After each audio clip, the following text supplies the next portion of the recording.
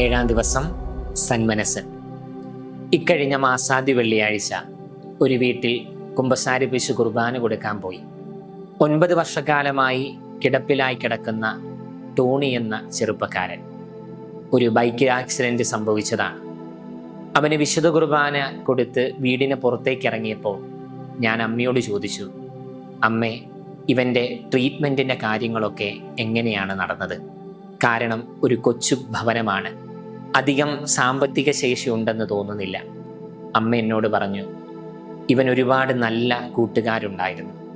അവരുടെ നല്ല മനസ്സുകൊണ്ടാണ് ഇവൻ്റെ ട്രീറ്റ്മെൻ്റ് എല്ലാം മനോഹരമായി ഭംഗിയായി നടന്നത്. സന്മനസ്സുള്ള ഒരു പറ്റം കൂട്ടുകാർ ടോണിക്കുണ്ടായിരുന്നു. ക്രിസ്മസ് രാവിൽ മാലാഖമാർ പാടി, അത്യുന്നതങ്ങളിൽ ദൈവത്തിന് മഹത്വം, ഭൂമിയിൽ ദൈവകൃപ ലഭിച്ചവർക്ക് സമാധാനം. ഈ ദൈവകൃപയെ ദൈവപ്രസാദമെന്നും സന്മനസ്സെന്നും വിശേഷിപ്പിക്കാറുണ്ട്. അപ്പോൾ സമാധാനം ലഭിക്കുന്നത് സന്മനസ്സുള്ളവർക്കാണ്. അത് ചേർത്തു പിടിക്കുവാനും വിട്ടുകൊടുക്കുവാനുമുള്ള സന്മനസ്സാണ്. ആ മനസ്സ് ദൈവത്തിൻ്റെ വിശാലമായ മനസ്സിലേക്കുള്ള പങ്കുചേരലാണ്. യേശുവിൻ്റെ ജീവിതം മുഴുവൻ ഈ സന്മനസ്സിൻ്റെ പ്രായോഗിക രൂപമായിരുന്നു.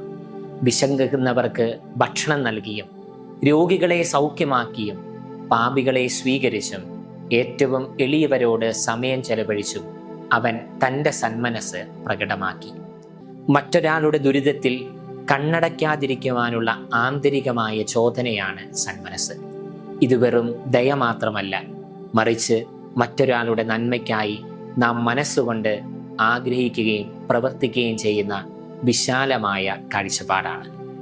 സന്മനസ് എന്നത് നാം മറ്റൊരാളോട് കാണിക്കുന്ന ഔദാര്യമല്ല, മറിച്ച് ദൈവസ്നേഹം നമ്മുടെ ഹൃദയത്തിൽ നിറയുമ്പോൾ സ്വാഭാവികമായി പുറത്തേക്കൊഴുകുന്ന ഒരു ദൈവീകമായ ഗുണമാണ്. ക്രിസ്മസ് രാവിൽ നക്ഷത്രം പ്രകാശിച്ചതുപോലെ നമ്മുടെ ഹൃദയത്തിൽ സന്മനസ്സിൻ്റെ നക്ഷത്രം പ്രകാശിക്കട്ടെ.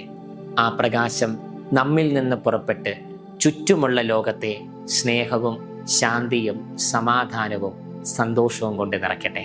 ആമേൻ.